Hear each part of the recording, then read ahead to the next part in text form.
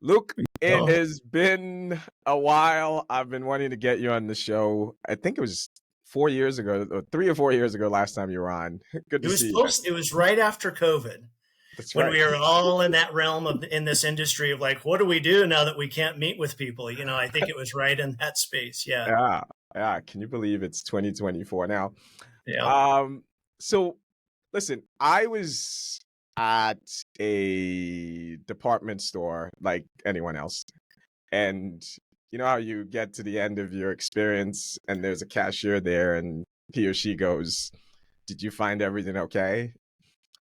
So lately what I do is I just respond. I go, "Well, no." And then she freezes. yeah. It's just like, Or snaps. like what happens here? And then she sort of mumbles something, apologizes, and just moves on. And I've been doing this experiment and I've gotten nothing. Um, that's an in-person experience. Let me give you kind of a virtual one. Every single 1-800 number you call, if you're lucky enough or unlucky enough to get a human, you have this conversation that sounds like, in the movies where there's a character wearing a wire, where like Yeah, they know they're being recorded and they say right. weird things like, "I hope I have resolved everything today for you on this call." Is You're there any, you're here today to buy drugs, right? Your right? team? Yeah, Like you have this conversation with a robot playing a human, right? And by the way, I mean, you and I, are in this industry. We love the humans that work here. This is not the person's fault. Like, this is by design.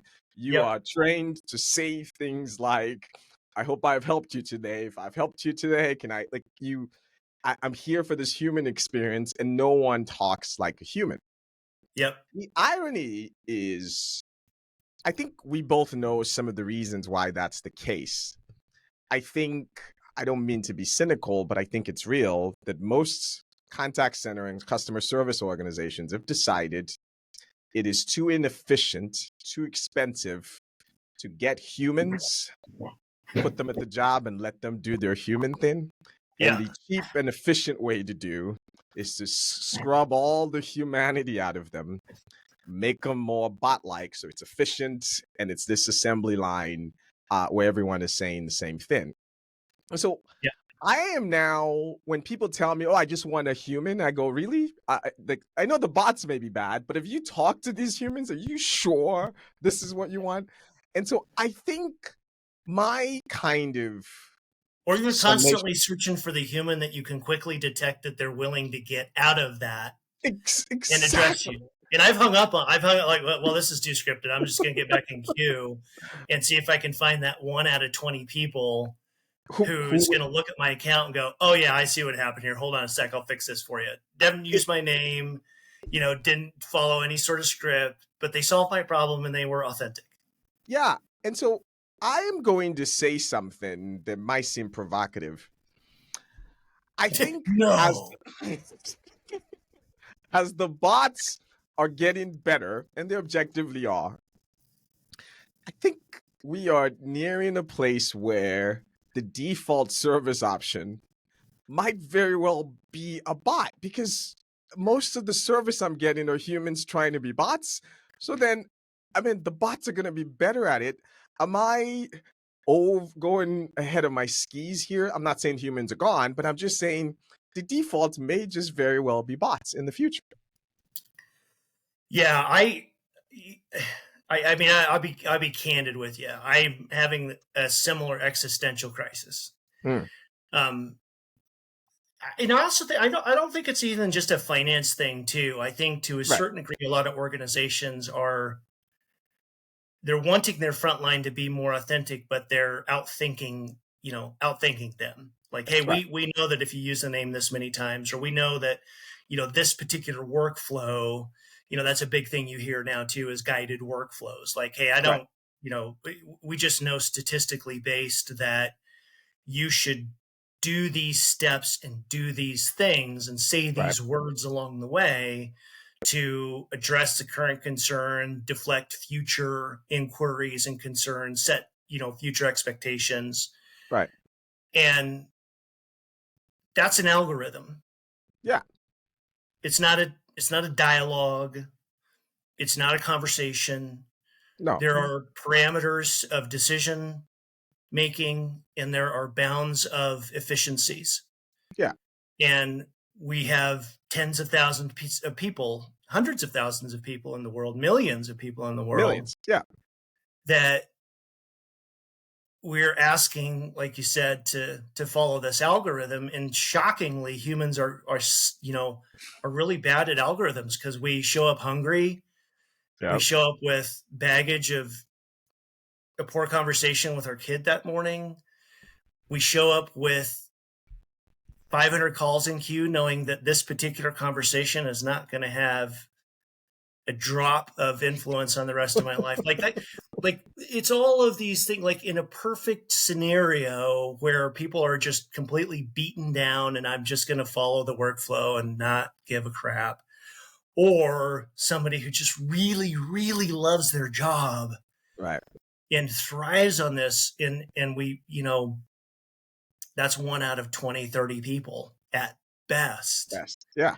It can do that on any sort of nominal basis, not even consistent, but nominal. Oh no, forget that. So that's, and if you think about, I agree. If you think about the customer wants, they want that consistent experience. They have a question, they want an answer, they want to know you're listening to them and you have some contextually relevant chatter, and they want to get on their way. Yeah. So I concur. I think though, then I do wonder that let's lean into this bot human, and the dichotomy is a little bit silly. I think we are merging in some ways, but let's lean into that a little bit.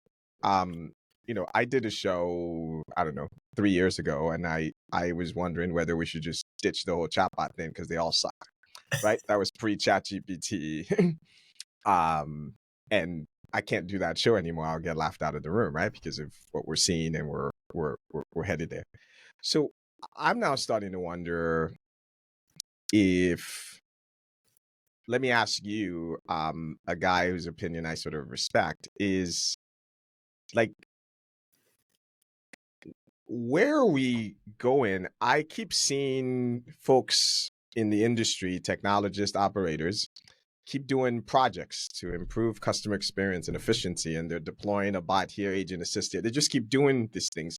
I'm yet to see anyone kind of look around the bend and go, holy moly, this is what the future could look like. Like, take a bet on, as I see this advancement here in workflow automation and generative, I think the future service looks like X. I could be wrong, but let me go design that. I just see us tactically moving, and I worry that a time we're going to cross that Rubicon, if you will. I think it'll just done. Yeah. So, like, how do you think about, what is your kind of POV on this journey? I mean, it's like everything has changed and nothing has changed in our industry. And for someone like me who tends to want to be a little bit thoughtful, and I give myself grace that I could be wrong, that just seems like the wrong approach we are taking as an industry. Yeah. Well, I think, to be very clear, there is a technological line in the sand that was crossed a little bit over a year ago. Right. And that was large language models, to be very specific. Right. Which operate very differently than any other AI or automation that our industry has used before. Yeah. I think that there's a lot of companies still not even really using NLU, NLP in the top of their channels to segment traffic. There's still a lot of tone out there. Press 1 for this, press 1, 2 for that. I've told a lot of people, just budget in to replace all NLU, NLP existing technology. Like, don't even bother evolving into that, because LLMs have solved the random communication layer. Yep. That I could say a whole bunch of random stuff right now and interlace a complicated question into my ramblings. And an LLM will figure out what work process to put me into Yep. to go pull knowledge content to answer that question or to access fields in Salesforce or CRM, right? There is no longer the need for, like NLU, NLP, you have to program Right. all of those solution routes, Yeah. right? And that's why All the chatbots kind of sucked for the most right. part, because Do the every intent. You had to kind of know every yep, the every best single. ones were the ones that had a good decision tree that companies would spend. I've built hundreds of these. I mean, and it is not easy to build a decision tree past 4 or 5 questions, Right. or to build a decision tree that reaches into other infrastructure and makes account changes Yeah. or billing changes or anything that would touch something other than a knowledge base or a source of knowledge to answer a question, to say, hey, you had a Right. question, here's your answer, right? And I don't think many people in our industry really I meet people daily that I admire, that I look up to myself, that are ignorant and they sort of lump this new tech on the heap of tech that our industry has always been, as speech analytics, Yeah. cloud, automation, and they sort of lump it in with automation, Right. not knowing that it's the automation of the communication layer that has happened, and that you could ask an open-ended question, and as long as you have connected, there's still a lot of work to be done to connect the referential sources to LLMs to make them relevant and valid for a particular brand's work processes. And there's work to Right. be done there. Right. But the idea that you approach it or think about it like any other automation that we've done in this industry is a massive fallacy that I think people are going to start seeing these things show up around them, where companies are implementing a thing that gets rid of 90% of their L1 volume. I I think I've tried to explain this to people that, back, if you remember this, and many do, the whole offshoring thing. Yeah. Many were like, well, this offshoring thing, it's going to blow over. It's, whatever, right? And it didn't. And it had a massive impact on the industry over the course of, 5 to 10 years. And the huge limiter was that you had to build undersea cables, and you had Right. to negotiate leases, and you had to create offshore entities, and you had to hire people and then train them how to talk specifically to the vernacular in your industry, right? Like, it was a massive change in the industry, and a ton of stuff went offshore, but it was somewhat of a slow. It was still fast. I mean, people's Yeah. heads were spinning with how fast the Philippines Yeah. destroyed the Well, voice it's industry. India, right? India first came Yep. on, kind of mixed. By the time it got to the Philippines, look out. Just Yep. I'm seeing LLM enabled customer facing automations get built and turned on in 2 to 3 weeks, and reduction of volume more than 75%. Or I should say reduction, digital containment. Let's use that right. term, right? Right. Increase in CSAT, digital containment 75% plus, increase in CSAT in that same amount of time, 10% in less than 6 months. I think the humans are in trouble. I mean, I think, the paradigm, and that's too general a statement, but the paradigm of automation was always inferior to the human when it came to, call it, I like to call them tough skills, not soft skills. Like, Decision making, right. navigating And complexity. yeah. And the moment we are in, the answer is now not anymore. And I have seen us not take, not like I'll pose this question to you in a different way. If you were, right now, 2 years ago, you were hired, and your job, sir, was guy who was supposed to improve human betterment for contact center agents worldwide, right? Not financial metrics, you're to better I've human been that betterment. guy. Okay. So then, so then that was 2 years ago. Then last year, the world changed. Sir, your move.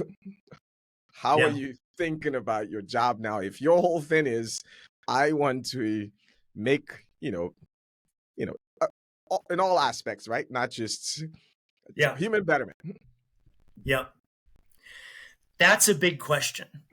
And I don't know the answer fully. And I am, again, have been actively playing in this space for about a year. This space being specifically LLMs applied to the world that we do, whether that's voice, Yeah, text, or whatever, right? So I do think that there's always been a part of me, and you and I have known each other a long time. I've spent a yep, lot of time in the applied human sciences side of what we do.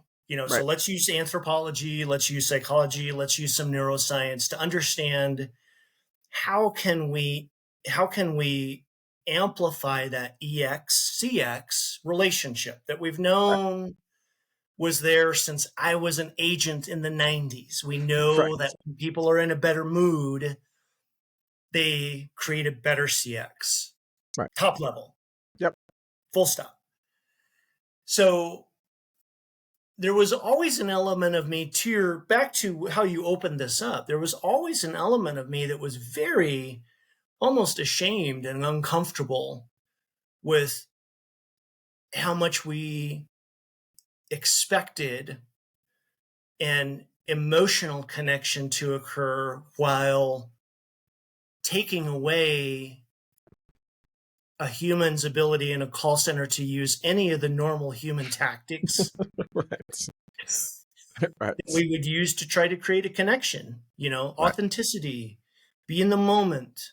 If somebody's upset, stop everything and engage in that.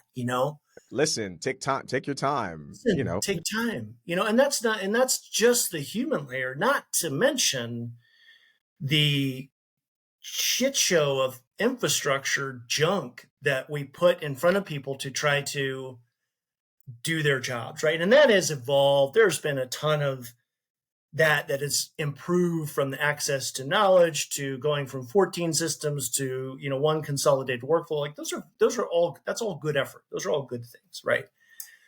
So I think that not asking humans to be robotic is a beautiful thing. And I Right. think that, there's been this sort of chatter around automate the simple stuff, let the humans do the important stuff. And I believe all of that. I think that that's all irrelevant. But on the flip side of that, as I mentioned, if some of these pilots that I'm seeing in 23 come to play, and I know that this industry is a huge, huge gateway for people who came out of college or never went to college and found a professional career and excelled. Like, it is a huge, huge opportunity for people to engage into something professional that they would have, that you take Yeah, away call centers in any state in the US and in India and in the Philippines, in Mexico. Like, it is a massive, massive industry. It's hundreds of billions of dollars globally, right? Of absolutely. I don't know what happens to that, because I do think it evolves into something that's more like agile software development, but at Mm. a non-programmatic level. Like I do think that there are going to be hordes of people trying to optimize um, prompts within an automated environment to build stacked algorithms to get better at what they're doing. And I think that there's tiger teams, and that that's what the call center I think turns into more Yeah, of. And there's escalations teams that will still be there for certain things, but the vast majority of level one I, customer engagement, I don't I honestly, I don't know where that volume goes. I, I agree with you, and I think this leads me to one of the mistakes I think we have made over the last X number of years. Customer experience became a thing, I don't know, well over a decade ago now, and it became the zeitgeist, at least the term, right? It's always been Yeah. there. And I think we started chasing a ghost. And the ghost was this notion that one group of people within a company will rally around all these competing interests and resources within an organization to get them to do this. And we've been at this now for a while. I have not met one finance department that's bought into CX.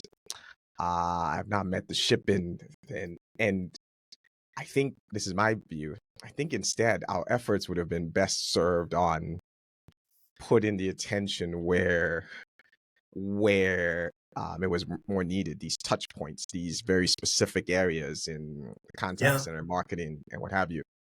I say all of that to say that we are now in this place, and what you and I just talked about what's coming. As you and I very well know, the technology is only 10% of it, right? What is going to happen is going to be a whole bunch of. I always make this comparison that says you can go to there are places around the world that are less fortunate than we are, and they don't have working toilets, but they all have cell phones.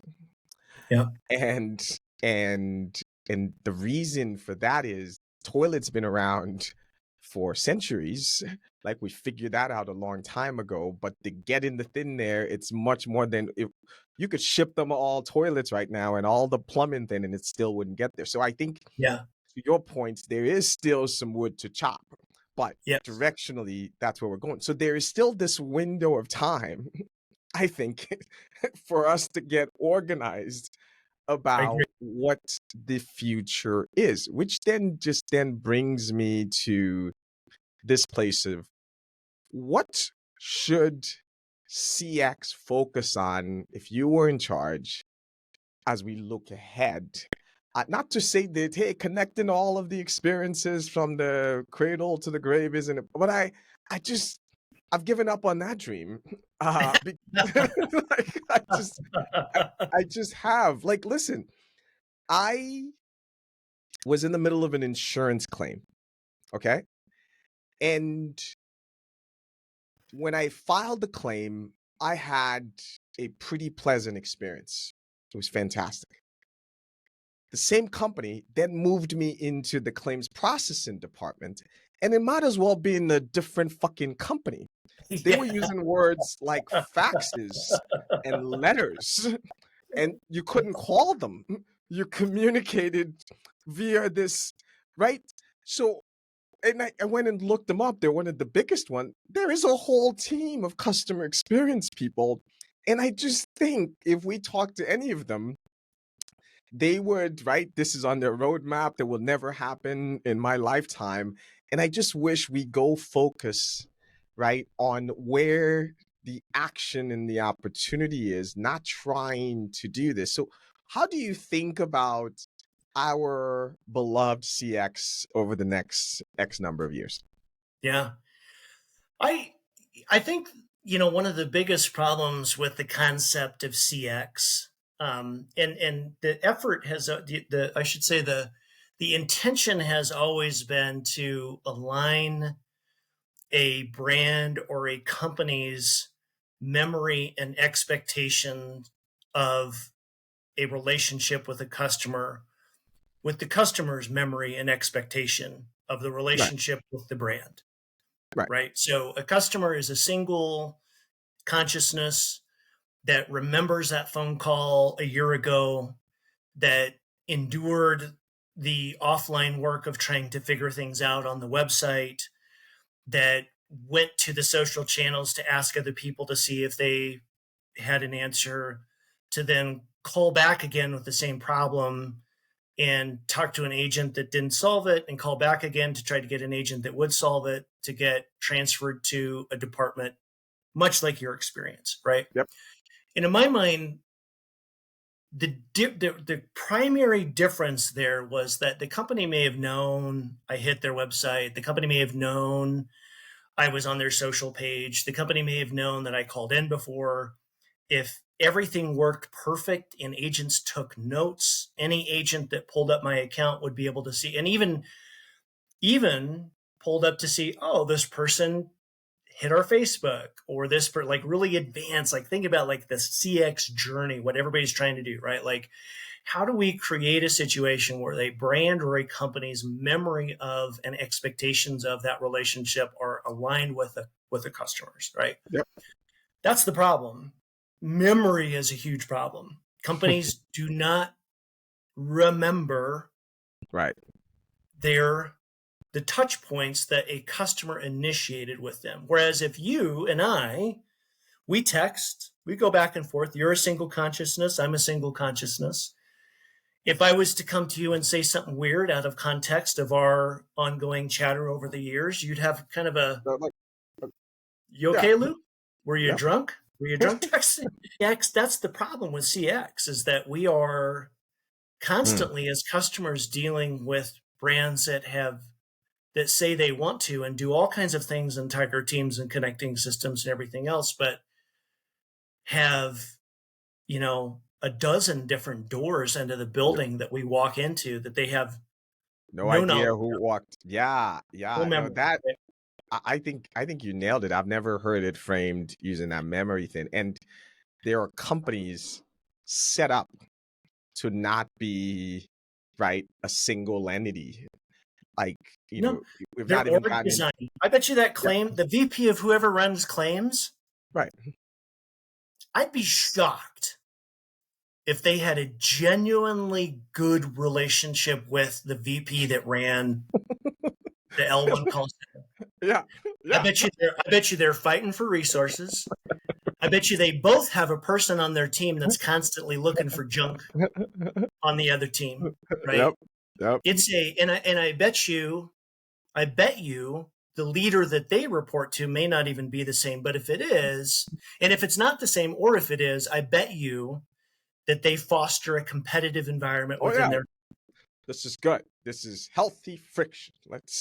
This is how the right. team So arrives. the national principle and the mathematical advantage of collaboration, like all this stuff that we know at a high education level, let's just throw that all out the window, right? Let all of the grad school leadership courses about collaborate. Like, I bet you none of that existed, right? So Yeah. that complicates it, right? Yeah. Yeah. And It's and to go back, and I mean, not to go way off course here, yeah. but automation fixes that as well.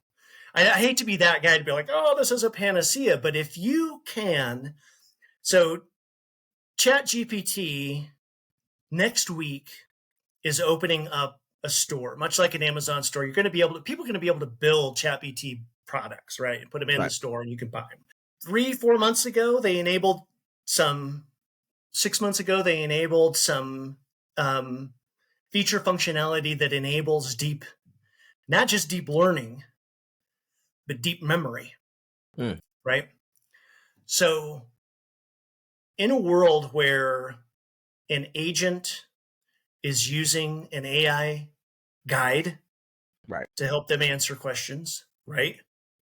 And a customer is using the same AI guide to help questions, and that AI has deep memory Right. of everything, and maybe that automation also sits in social channels, Right. and sits behind the search bar on a website, that can also solve that primary problem of the lack of memory, the amnesia, the corporate brand amnesia that occurs in what we always throw around as the CX journey. We don't know Mm, what a CX journey is. no.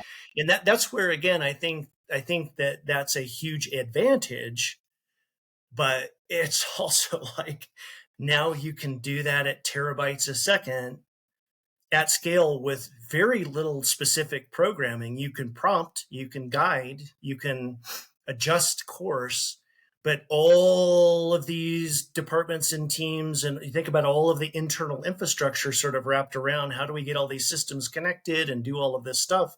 Like, I think a lot of people are sort of waking up to there is a wrapper solution that I don't have to try to connect all of No. my internal systems to try to create a CX journey. Like, I have a top layer now that has memory and has access to all of my material. It will know, and it will remind both customers and internal operators of, hey, this looks like a continuation issue from something that the customer's been like that. That's the I, level that I don't think people are thinking about what LLMs really solve when we say they solve for that communication layer. If you have a communication layer that's automated with memory and also with the machine learning understanding of what happens next most likely out of every inquiry, that is what we have been trying to solve yeah. in this industry since It's I've it, been in it, since the it's 90s. frankly, it's our AGI to Yes. overstate it. It's really our version of the AGI. Let me go somewhere fun. So Yeah. I like to ask people a purchase under $50 to change their life for the better or for the worse. And mine started many years ago with an Alexa. I bought one Yep. of the first, the deals. Which is And NLU, just for the people listening so that they right, understand, is not no, an it's not an LLM. LLM. It's not an LLM. It's Yeah, an it's an it's an LLU. NLP Right. at best, with a It's lot on of that. programming behind the scenes to try to get it to work. Yeah, It is not an no, LLM. no. It's old. It is. It's even the version that's still running right now It's compared still to what GPT-4 is doing is old. old. No, I agree. So I buy this under $50 purchase, and I think it's going to bankrupt me. I buy one I buy one Alexa many years ago, and then it is turned into a whole thing, right? I no longer have any desire to get up to hit light switches. I mean, I'm sitting in front of the TV and the remote is there, and I want to use my voice to change the channels, but it's gone even beyond that. I've got, sometimes I want to be Iron Man, so I've got the Akara thing that kind of knows I'm in this room, how I like things. So this was the under $50 purchase that I think has changed my life the most. I don't know if for the better or for the worse. It's kind of cool, but it's getting pricey. What will be yours? Oh, geez. Well, honestly, the thing just germane to this conversation Yeah. was when I bought a GPT Okay. subscription. License or whatever. Yeah. Subscription. Yep. I and and it's not even that it necessarily, like, to your point, that you're using your Alexa to do things, to buy things, to do so. I'm not even in that space with GP. Like, I'm not using it to write proposals or to my teams are using it as like a ancillary team member to be another Right. voice in the room from a Right. generative perspective, which I think is a great way. But what it has flipped my perception. I have been so people focused, in this industry, and very much like tech as an enabler. Like, it has flipped me almost entirely upside down. And as I mentioned at the beginning of the call, I'm kind of in this existential crisis place. But it's been very insightful to just play with, and the imagery, the videos, like it's just been really, really eye opening as to what the next decade of mankind is going to be. And it's funny, I was joking with somebody the other day. I was like, we're like, the Jawas on Star Wars, right? Right, right. Hucking all kinds of different robots for all kinds of different things, right? And these, agriculturalists out in the middle of nowhere that are smart enough about robotics that they go to the Jawas and they're like, nah, that's junk. Nah, that's junk. I'll buy that one. I'll $50. Now I'll pay 25. Like it reached a level of economy. There's a level of an economy there that you have buyers that are critical thinkers. You have buyers that understand the context. Like that's where I think we have to go, because there is not one to rule all. There will not be. No. There will be many. And if you are going to be somebody that is above the universal income line, you better start the journey. I agree. Now. Yeah. Because that is GPT's just and there's going to be a secondary level that builds upon LLMs, just like LLMs looked at NLP, NLU and said, it's not really the way to do it. That's kind of we kind of get like, but that's what we need to do, but we have to totally rebuild something different. Like that's going to happen. I mean, if you look at when NLP, NLU sort of hit the market, and now when LLMs hit the market, 10 years later, like that's only going to accelerate, and there's only going to be more tools to come on board. And I think the ability for people to question their existing state, that's what that $20 subscription did. I made it very tactile. No, I think your advice about all of us needing institutions, individuals alike, I think it's so spot on. Let me take a small tangent on this. I was invited to some panel a few months ago. And you know how like I'm asking you questions and you're like, I didn't think about that. And I said something that I did not mean to be provocative. And I Good for you. That's know. what panels are for. I know. I said, I think the question was, what would the contact center agent experiences? And I started describing a world where the UI was voice or text. I had no idea that I had stepped on the third rail. This event was hosted by people who are in the business of selling effectively UIs. Oh, and in pull that guy's moment, yeah, in that moment of, and I was not aware because I was in flow.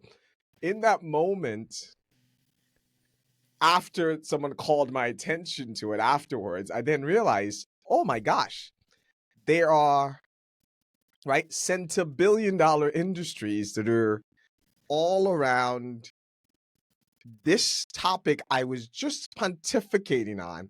And so to your point, I hope they're thinking about what that is. We as consultants, so whatever we are, like people who give advice for a living, people who build, if you're a developer, like all of us, your impact might be minuscule or existential. But I think the notion that anyone can just go, listen, I now run every article I write. I'm in this place thinking of someone who tries to produce content. Do I start? I started off starting with ChatGPT, and I hated that because it corrupted. I don't like reading newer books when I want to write. Like it corrupts my thinking. So now I write it, and then I run it through there. I mean, I'm going to post it publicly anyway to sort of see. Do I have any? Is there any originality to it? I think the way you get to original, not that there's, is just tell the truth. I don't know whose quote that is. Just say your truth. Yes, just say the truth as you know it, and you will tend to be original because most people tend to just regurgitate things. And so it's forcing every facet of life. If I am a consultant and part of my value is I'm smart about stuff, I am not smarter than ChatGPT on publicly available information, which Yep. every piece of information is just yet to be public, right? Right. There are no secrets anymore. Yep. So, so You're not I think smarter than, but I'll tell you what, you can have a different opinion. I can't. And don't, I mean, I tell you what, I've played with LLMs enough to know that there is a point of view and an opinion There is that's stated with, correct so with that's where that with critical thinking comes in yes. play, It's stated emphatically. It's Right. stated that Yes. the sky is green, not Yep. sky kind of looks green. No, no, I am the and Yep. and I think anyway. I don't mean to geek out on it, but I think everyone should definitely be thinking about that.